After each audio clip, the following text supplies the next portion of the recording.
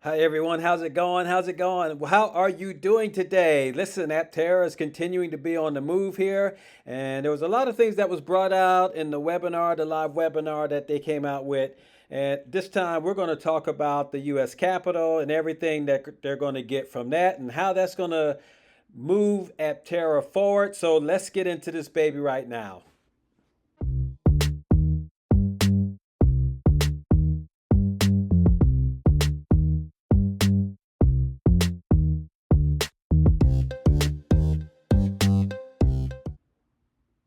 Welcome back to my channel. It's good to have you here. Good to have everybody here. Thank you for joining Free Power.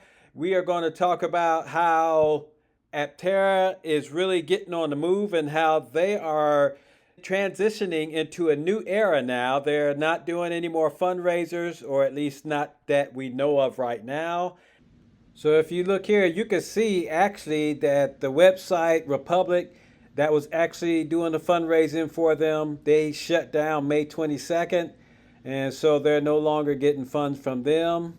As well as on their website, we see that they actually stopped taking funds from them. They shut that down on the 30th. So no more money coming from that, but they did a pretty good job. They almost met the requirements that they wanted at 40 million. And so they fundraising that they did worked very well for them. Aptera was really doing a really good job. But we can expect more for what they're doing now because they are actually going to get funds from US Capital, who will do a much better job than what they did because they can reach further into investors' deep pockets because of the different clientele that they have. And so we expect many things from them. Yeah, so how's it going with the U.S. Capitol stuff? Everything that we can actually talk about. Yeah, I mean, I think it's going great. I'm really excited because it's ready to launch.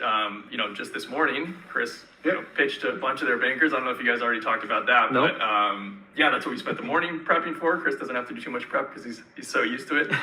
But they had a lot of really interesting questions and some new ones that Chris knocked out of the park. So it's cool to meet their larger team. You know, the U.S. Capital Group, we decided to work with them because they have both reaches, this really kind of focused market that's strategic investment, larger investors, and then they have a really wider network that some of their bankers are going to go out to as well. So we need to educate as many of their bankers as possible. That's what today was for. Thankfully, we have a marketing team that's produced a lot of great material to get them scaled up and kind of understand how the company works. But the cool thing was a lot of them already heard of us and knew about us, so there wasn't too much education on some of the Silicon Valley guys' side. Yeah, that's great. Cool. Anyone have any questions for Blake? Whatever we can answer. Yeah, there are certain things related to the offering we're still waiting on. They're holding back the final kind of details, but we're hoping those will come as soon as possible. But otherwise, the majority of that raise is kind of locked down and we're ready to kick it off.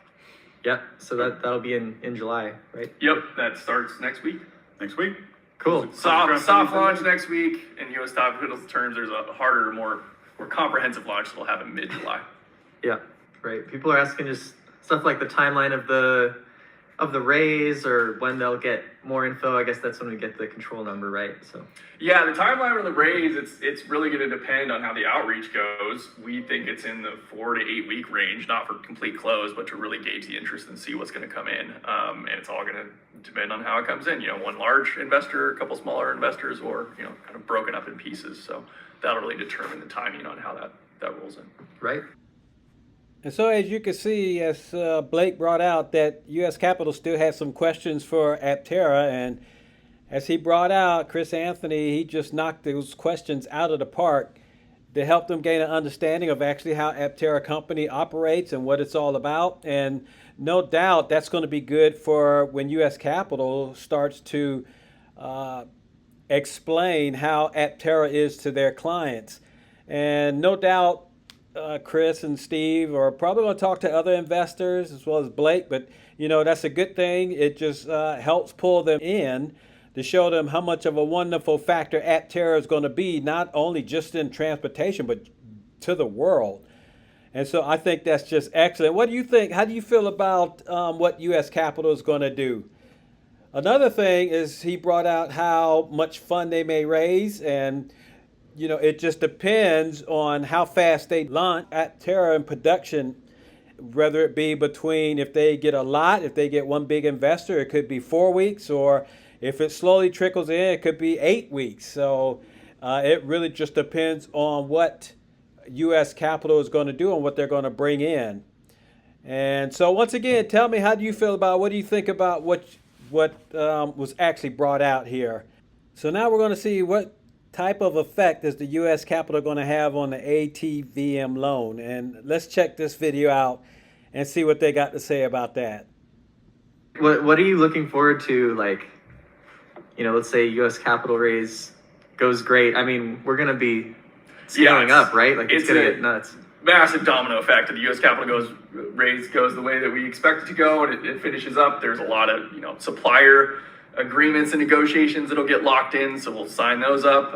It'll flatten out what's going on in the model. A lot of things change here and there. A lot of things kind of bounce back and forth, so we'll kind of be able to commit to some things, get it locked down. And what else? Yeah, a little bit of hiring, but like I said, I feel like we've really built an environment here where we can kind of scale up without having to hire too much in my department or too much in the related departments. Really, manufacturing people that we'll be hiring up on. Yeah. And working with partners there. One last question is on the ATVM loan. Is that something that we still want to do in the future? Yeah, that's another big thing. The U.S. capital funding come in is one of the major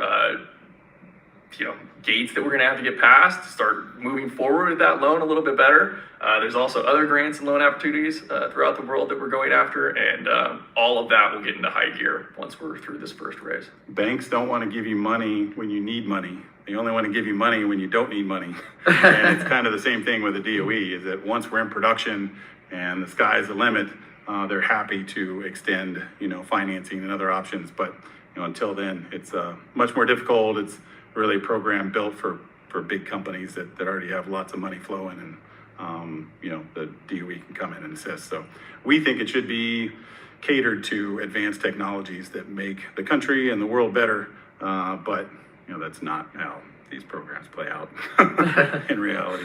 Yep. Yeah, but we will, there's, the ATVM is one of them. There are other throughout the world that are going to be opportunities for non-dilutive funding that will come our way. We just need to focus on those over the next few months. Right. Can we speak to other SEC filings or not? Other SEC filings, there won't. On the stream. Yeah, I mean, check our SEC website and you'll see the filings that are out there. That'll give you all the information that Cool. you need. Yeah, we're just making sure that we're lined up in the future to do any kind of fundraising that we need to get past, this launch and scale-up phase. Right. Yeah, obviously, successful U.S. capital round, moving towards production. We want to have flexibility to be able to raise money the way we want to, and we're positioning ourselves for that, and then IPO and beyond, and growing to building lots and lots of vehicles according to Blake's wonderful financial model. Right. Cool. So good news, U.S. capital is the key. If they have a big fundraising campaign and they get Aptera on the map, Aptera will go into production, they get the supply lines going, and everything that Aptera needs will basically be at their fingertips, and they'll be able to crank everything up and get Aptera rolling off the assembly lines. Everybody pretty much be happy. The ATVM loan will be no problem. They'll help out. And so that also helps them into other loans if they need it. Most likely they probably won't need it, but that's for Chris Anthony and Steve Fambro to figure out if that's what they want to do. But once again, everything hinges on U.S. capital, but I see them succeeding because U.S. capital, their offices are all around the world, and they have reaches in the deep pockets because they deal with a lot of investors, and this is just something that they do. And so I see that succeeding. I don't see why Aptera can't get cranked up. 2025 and Aptera rolling on the road. You get your Aptera in your hands, I get mine, and everything is good. They can start working on their other vehicles. But anyway, once again, tell me how you feel about everything that was talked about and the direction that Aptera is going. I feel very confident and happy with everything that they're doing, And next year, this time, we are going to be screaming for joy. But anyway, I'm going to end it right there because the video is getting a little too long. So y'all take care. Give a shout out to my patrons. Thank you so much. You guys are awesome. I truly appreciate you guys. And I'm always going to appreciate you and anybody else that joined. And from if you're new here, hit the like, ring the bell, subscribe. You catch all the Aptera videos of mine. And as soon as I come out, you'll be notified with the new ones. But y'all have a good one, and we will talk to you later. Bye-bye.